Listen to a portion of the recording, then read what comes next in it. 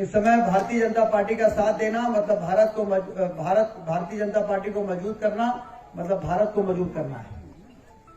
आज मोदी जी के नेतृत्व में जिस तरीके से हमारा देश तेजी के साथ विकास की दिशा में आगे बढ़ा है और विश्व गुरु बनने की कगार पर पहुंच गया है, सारी दुनिया अचंभित होकर हमारे मोदी जी के नेतृत्व को देख रही है। ऐसे समय में भारतीय जनता पार्टी को में जब नौजवान शामिल होता है तो सीधे मोदी जी को ताकत मिलती है, मोदी जी को जोड़ते हैं और दुनिया ये और ज्यादा समझने लगती है कि अब भारत को पीछे नहीं किया जा सकता, क्योंकि मोदी जी के समर्थन में नौजवान आगे आ रहा है, भाजपा के समर्थन में नौजवान आ रहा है। ऐसे सूझबूझ वाले सभी नौजवानों का मैं स्वागत करता हूं, उनका अभिनंदन करता हूं और उनको ये भरोसा दिलाता हूं कि जिस आशा और विश्वास के साथ भारतीय जनता पार्टी की सदस्यता आप ग्रहण कर रहे हैं, आपको हमेशा ये महसूस होगा कि आपने सही निर्णय किया है, आपने भारत को आगे बढ़ाने का और उसको मजबूत करने का काम किया। आज चुनाव का समय है और चुनाव के समय में यह मूल्यांकन करना बहुत जरूरी है कि 20 सालों में भारतीय जनता पार्टी की सरकार ने क्या किया, मोदी जी के 9 वर्ष के शासनकाल में क्या हुआ है। जो लोग आज विकास की दुहाई देते हुए और विकास करेंगे, कांग्रेस के लोग परिवर्तन की बात कर रहे हैं। तो मैं टीवी चैनल में देख रहा था, एक ने कहा कि परिवर्तन के बारे में आपका क्या सोचना है, तो उस व्यक्ति ने कहा कि परिवर्तन तो हमने 2003 में ही कर दिया था और वो जो परिवर्तन 2003 में हमने किया उससे जितना फायदा हमारे जिले को मिला है उसकी हम कल्पना भी नहीं कर सकते। परिवर्तन हुआ तभी तो रीवा से हरमना की रोड जो 5 घंटे लगते थे वो अब 1.25 घंटे लगते हैं रीवा से हरमना पहुंचने में। परिवर्तन नहीं होता तो ये थोड़ी हो पाता। रीवा से चाक घाट जाने में 4.5 घंटे लगते थे। गाड़ी गड्ढे में है कि गड्ढा गाड़ी में है, कहां पे सड़क है कहां पे गड्ढा है, सारा गड्ढा गड्ढा था। उसको 4 लेन की विश्व स्तरीय सड़क बनाकर जो हमने परिवर्तन किया था उसका हमको फल मिल चुका है। रीवा जिले में सिंचाई की नहरों के जाल, उसमें बहता हुआ सोन नदी का पानी, ये 2003 में परिवर्तन नहीं हुआ होता तो कैसे हो सकता था। आज हमारा रीवा आगे बढ़ रहा है, किसानों की क्रय शक्ति बढ़ गई है, उससे बाजार में खरीदी बिक्री बढ़ गई तो रीवा में व्यवसाय बढ़ रहा है।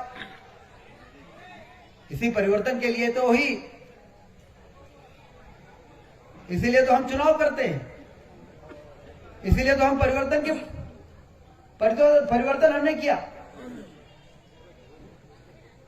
2018 में भी इन लोगों ने यही कहा था कि वक्त है बदलाव का, तो रीवा जिले की जनता ने वक्त है बदलाव का ऐसा कर दिया कि जो 2-3 सीट कांग्रेस जीतती थी वो भी हार गई। 8 में 8 सीटें भाजपा। 15 साल सत्ता में रहने के बाद इससे बड़ा और प्रमाण क्या चाहिए कि 15 साल सत्ता में रहने के बाद कोई पार्टी चुनाव के मैदान में जाए और उसकी सीटें 16 से 24 हो जाए, 8 में 8 हो जाए। यह रचनात्मक सकारात्मक वोट का इससे बड़ा उदाहरण हिंदुस्तान के किसी कोने में नहीं मिल सकता। ये रीवा जिले की जनता की सूझबूझ, ये हमारे विंध्य क्षेत्र की जनता वोट के मामले में कितनी समझदार है। हम सिर्फ विकास नहीं चाहते, हम विकास का स्वागत करना भी जानते हैं। ये रीवा की जनता ने साबित कर दिया और इसलिए इतनी बड़ी संख्या में, इतनी बड़ी मात्रा में समर्थन रीवा की जनता ने किया। मुझसे पत्रकारों ने पूछा ये चमत्कार कैसे हो गया, तो हमने कहा कि हमारे द्वारा किए गए कार्यों को देखने के बाद रीवा और विंध्य की जनता ने ये समझ लिया कि काम हो सकता था, लेकिन कांग्रेस की सरकारों ने काम नहीं किया। हमारे द्वारा किए गए कार्यों को देखने के बाद कांग्रेस की सरकारें और कांग्रेस के नेता सब जनता की नजर में कटघरे में आ गए कि ये हो सकता था, तो फिर इन्होंने क्यों नहीं किया। और जब इन्होंने नहीं किया तो इन्होंने अपराध किया, उन लोगों को सजा देने का काम किया है। क्योंकि ये चुनाव तो किसी को जिताने हराने का खेल थोड़ी है, ये तो अपने बच्चों के भविष्य को बनाने का मामला है। आज हमारा संकल्प पत्र घोषित हुआ है, हमने सिंचाई की नहरें बनाई, बिजली की उपलब्धता सुनिश्चित किया, हमने किसानों के समर्थन मूल्य को लगातार बढ़ाते रहे, खेती को लाभ का धंधा बन जाए इसके लिए, जिससे किसान समृद्ध होगा तो देश समृद्ध होगा, वर्षों से नारा सुनते चले आ रहे हैं। लेकिन किसान समृद्ध कैसे होगा भाई? सिंचाई की नहर बनाओ, पानी उनके खेतों में पहुंचाओ, उनको पर्याप्त बिजली उपलब्ध कराओ, खाद और बीज की बेहतर व्यवस्था कर दो और फिर उनके समर्थन मूल्य को भी बढ़ाते रहो। आज हमारे संकल्प पत्र में राष्ट्रीय अध्यक्ष जी ने संकल्प पत्र की घोषणा की है, उसमें 2250 के समर्थन मूल्य गेहूं को बढ़ाकर 2700 करने की घोषणा की है, 27,100 रुपया करने की घोषणा की है। भारतीय जनता पार्टी की सरकार बनेगी तो गेहूं और धान के समर्थन मूल्य को बढ़ाने का काम किया जाए। आज हमारे संकल्प पत्र में है कि सारे संभागीय मुख्यालयों में IIT और IIM जैसे संस्थान खोले जाएंगे। ये हमारे घोषणा पत्र में है। ये काम तो मुझे करना ही था, लेकिन घोषणा पत्र में नहीं होता तो मुझे मेहनत ज्यादा करनी पड़ती। लेकिन अब घोषणा पत्र में है तो अब सवाल ही नहीं उठता है कि रीवा शिक्षा के क्षेत्र में, स्वास्थ्य के क्षेत्र में जिस तेजी से आगे बढ़ा है, उसके बाद भी हमारे कांग्रेस के नेताओं को समझ में नहीं आ रहा, परिवर्तन की बात कर रहे हैं। क्या रीवा की जनता ये चाहती है कि ऐसा परिवर्तन हो जाए कि जो चलते हुए काम है वो सब ठप हो जाए, फिर गाड़ी रिवर्स गियर में हो जाए, फिर गाड़ी फिर जाके उस गड्ढे में गिर जाए? अभी मोदी जी ने सीधी में कहा ना कि मध्य प्रदेश गहरे कुएं में पड़ा हुआ था, उसको गहरे कुएं से लगाकर उसको विकास के पटरी पर रखा गया है। यदि चूक हो जाएगी तो फिर से उस गहरे कुएं में मध्य प्रदेश के गिर जाने का खतरा बना रहे। और इसलिए आप में जो उत्साह मैं देख रहा हूं, मैं तो 4-5 चुनाव लड़ चुका, 6वां चुनाव लड़ रहा हूं, एक हार गया था, 4 जीता हूं। मैं उत्साह देख रहा हूं। 20 साल कोई विधायक रहे और फिर कार्यक्रम में 1.5 घंटे 2-2 घंटे बाद आए, इस बार भी आप जीतेंगे।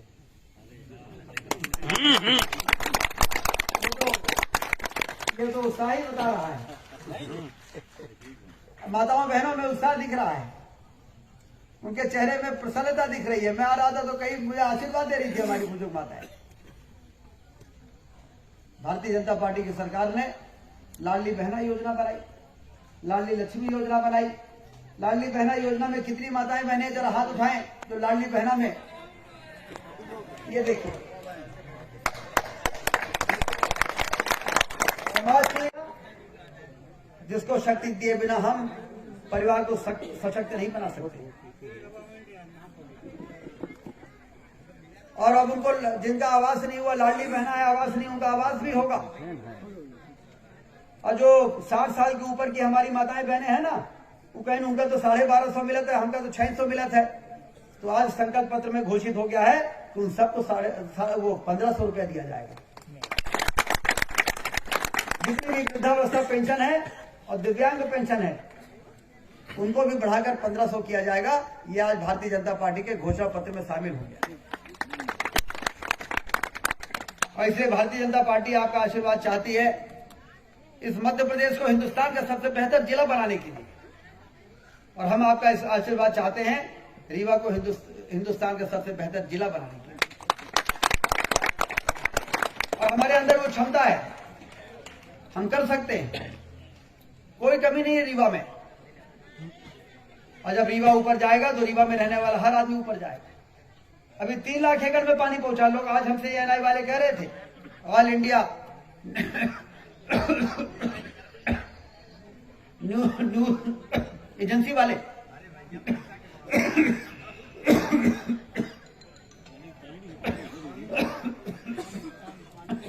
क्या बचा है, क्या करेंगे आप? हवाई अड्डा भी बन रहा है, भूमिगत नाली का भी काम चल रहा है, बाईपास बन गया, रिंग रोड बन गया, सुपर स्पेशलिटी अस्पताल बन गए, फ्लाईओवर्स बन गए। अब क्या काम बचा है? क्या तो हमने कहा अभी तो 3 लाख एकड़ में हमने सिंचाई का पानी पहुंचाया है। और 3 लाख एकड़ में सिंचाई का पानी पहुंचाने के बाद बाजार की जो तस्वीर बदल गई है, उससे हमारा हौसला बढ़ गया है। अब यदि जनता का आशीर्वाद मिलेगा, हमारी सरकार बन जाएगी, तो 1.5 साल में इस 3 लाख एकड़ के सिंचाई के रकबे को, नहर को हम बढ़ाकर 6 लाख एकड़ में कर देंगे 1.5 साल के अंदर। और 5 साल पूरा होते होते इस 6 लाख को बढ़ाकर 9 लाख एकड़ कर देंगे। मऊगंज के इलाके में 9 लाख एकड़ में जब सिंचाई का पानी पहुंचेगा तो हमारे रीवा जिले की क्या स्थिति होगी आप कल्पना कर सकते हैं। क्या हिंदुस्तान का कोई ऐसा जिला बचेगा जो हमसे ज्यादा समृद्धशाली होगा, और उससे हमारे रीवा जिले के लोगों का कितना फायदा होगा, कितना रोजगार के अवसर पैदा होंगे, कितना व्यवसाय बढ़ेगा। वैसे भी रीवा में लोग आना शुरू हो गए हैं। रेडिसन का 5 स्टार होटल रीवा में आ रहा है, अपोलो का अस्पताल रीवा में आ रहा है। क्या ये लोग हाथ जोड़ने से आते हैं? ये लोग भी इन्वेस्टमेंट करेंगे, निवेश करेंगे, और कहां पे चलेगा, और उसके बाद निष्कर्ष पर पहुंचते हैं कि मध्य प्रदेश के अंदर सबसे ज्यादा निवेश करने के लिए सबसे पोटेंशियल एरिया जो है वो रीवा है। ये अब लोगों ने सोचना शुरू कर दिया। यही तो हम सबका सपना था, इसीलिए तो हम वोट डालते हैं, इसीलिए तो विधायक बनाते हैं कि हमारा क्षेत्र तरक्की के रास्ते पर आगे बढ़े और व्यवसाय बढ़े, रोजगार के अवसर पैदा हों, एजुकेशन हब बने, मेडिकल हब बने, और हमारे यहाँ के लोगों को पर्याप्त रोजगार मिले, और रोजगार भी हमारे यहाँ के लोगों को मिल सके। इसको सुनिश्चित करने के लिए अभी हमने इंजीनियरिंग कॉलेज के पीछे ग्लोबल स्किल पार्क को मंजूर कराया है। ग्लोबल स्किल पार्क, प्रोफेसर साहब, रीवा में ग्लोबल स्किल पार्क हमने अभी मंजूर कराया है इंजीनियरिंग कॉलेज के पीछे। ये जो स्पोर्ट्स कॉम्प्लेक्स बनाया है ना, ये 15 करोड़ में बना है, 10 से 15 करोड़। ये जो ऑडिटोरियम बना है ये 15 करोड़ में बना है। जो कलेक्ट्रेट बना है वो 25 करोड़ में बना है। और आपको मालूम है ग्लोबल स्किल पार्क कितने में बनने वाला है? 600 करोड़ रुपए में बनने वाला है। 250 करोड़ की बिल्डिंग होगी, 250 करोड़ की मशीनें आएंगी, और 100 करोड़ रुपए उसको भी मंजूर करा लिया है। ये सिंगापुर में था, वहां से मुख्यमंत्री ने लाकर भोपाल में बनाया।